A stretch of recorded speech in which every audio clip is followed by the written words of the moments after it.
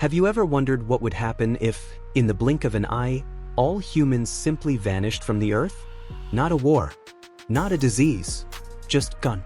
Every person, every farmer, scientist, child, ruler, and wanderer disappearing without a trace.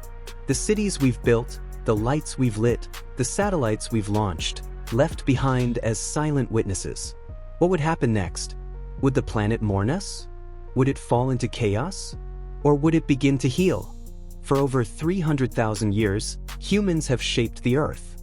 We've cut through mountains, diverted rivers, carved coastlines, and expanded forests and deserts alike.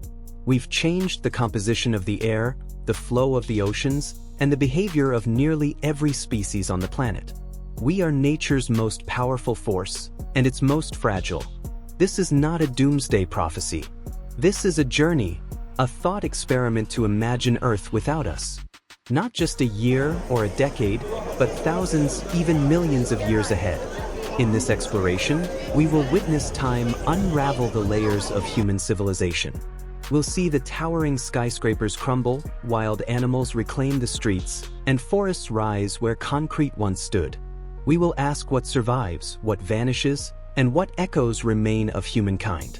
From the collapse of cities to the silence in the skies, from the breakdown of power plants to the regrowth of coral reefs, this is the story of a world without us. This is what would happen if humans disappeared from Earth. In the first few hours after humanity vanishes, most of the world would seem eerily normal. The lights would still be on. Planes, unmanned, would fall from the sky. Cars, driverless, would crash or coast to a stop. Nuclear reactors and fossil fuel plants would continue humming, unaware that their masters are gone.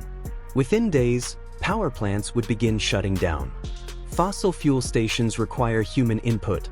Once the boilers and turbines fail, the lights across cities would flicker out. The world would grow darker.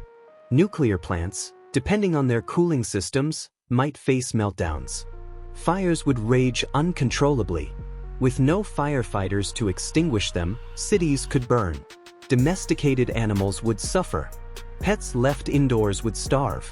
Farm animals, bred for dependency, would perish or be preyed upon. Zoos would become surreal battlefields, predators escaping, prey panicking, nature struggling in captivity.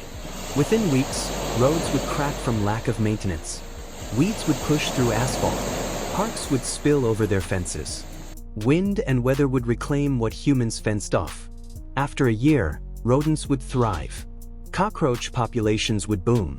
In contrast, species dependent on humans, like rats living off our garbage, would decline without waste to scavenge. Insects would invade abandoned homes. Trees would grow through roofs. Birds would nest in office towers. In 5 years, many metal structures would begin to rust through. Bridges would sag. Without electricity, subway tunnels would flood. Streets would collapse into underground chambers. Cities would begin to dissolve. 10 years in, the largest buildings, the skyscrapers, would start to decay from within. Water, unchecked, would seep into steel frames. Concrete would crumble. Glass would shatter in storms. Wind and nature would turn every high-rise into a crumbling shell. In 50 years, forests would overtake suburbs. Highways would vanish beneath layers of soil and vegetation. Mountain lions and bears would stroll through abandoned subdivisions. In tropical zones, vines would consume everything. 100 years after our disappearance, many cities would be ghostly forests. Wild animals would thrive. Wolves would run through the streets of Berlin. Elephants might stroll through the ruins of Bangkok. Nature wouldn't just survive, it would dominate. But the story doesn't end there. In 500 years, most wooden homes would have collapsed. Dams and levees would fail. Rivers would follow new courses. Wetlands would reform.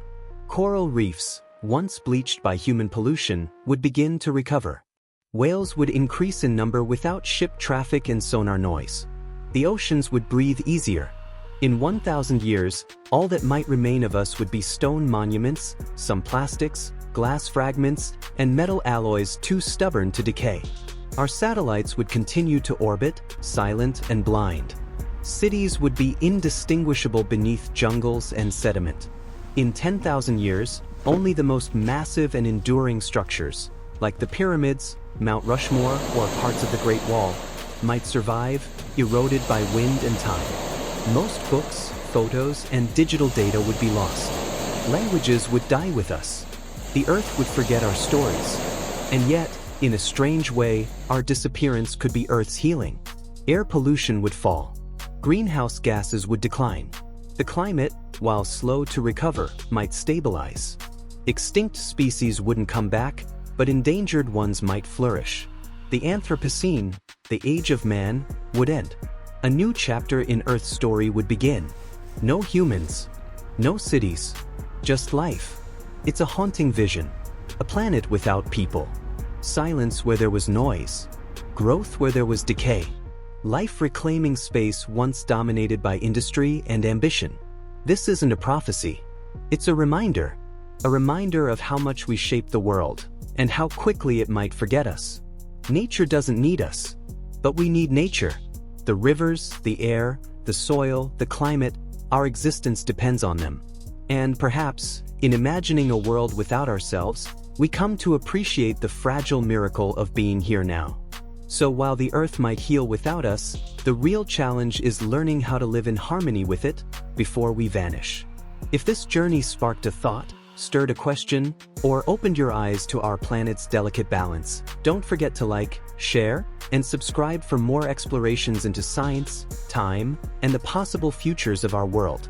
Let's keep asking, imagining, and learning together.